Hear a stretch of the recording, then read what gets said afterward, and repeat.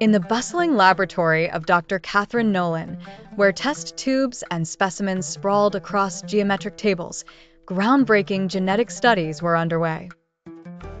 The gentle hum of centrifuges and quiet tapping on computer keyboards filled the air as Catherine prepared to delve into her latest research.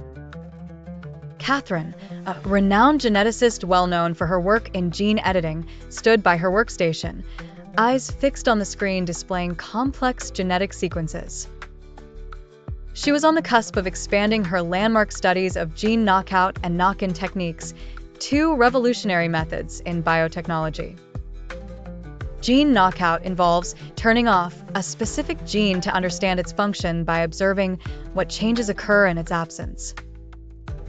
Catherine's lab was filled with small lab animals, where gene knockout had been employed to solve riddles pertaining to various diseases. Her team had successfully knocked out genes responsible for high cholesterol in mice, and were evaluating the impact on metabolism and associated health effects. Take a look at this protein expression chart. Catherine pointed towards an intricate graph on her screen. This shows how dramatically the metabolic pathways alter without the gene functional, she said, glancing knowingly at her colleague, Jamie. While knockout studies paved the way to understanding disease mechanisms, knock-in techniques were about introducing or modifying genes to gain insights or cure ailments.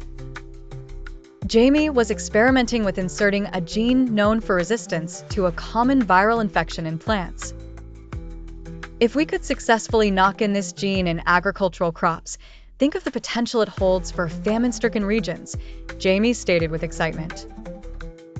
Under Catherine's guidance, the team pushed the boundaries of the known, exploring new avenues with gene knock-in.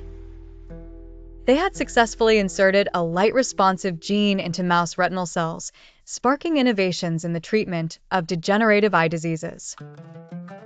One of the visitors to the lab was Mark, a young PhD student eager to contribute to Catherine's pioneering projects. Watching the experiments unfold had ignited a passion within him to comprehend the vast potential of genetic engineering in treating human diseases and enhancing quality of life. He was particularly inspired by the ethical considerations the lab took into account while conducting the experiments. One fine morning, Mark was startled to read the results from a recent experiment, discovering that the knock-in gene in mice had not only restored vision but also enhanced it beyond natural capabilities. This could redefine our perspective on gene therapy, Mark pondered aloud, invigorated and mindful. Yet, Catherine, though thrilled with the outcome, tapped the brakes. As groundbreaking as these results are, we must ensure responsible application, she reminded her team. Every leap forward must be critically evaluated for its implications beyond the lab.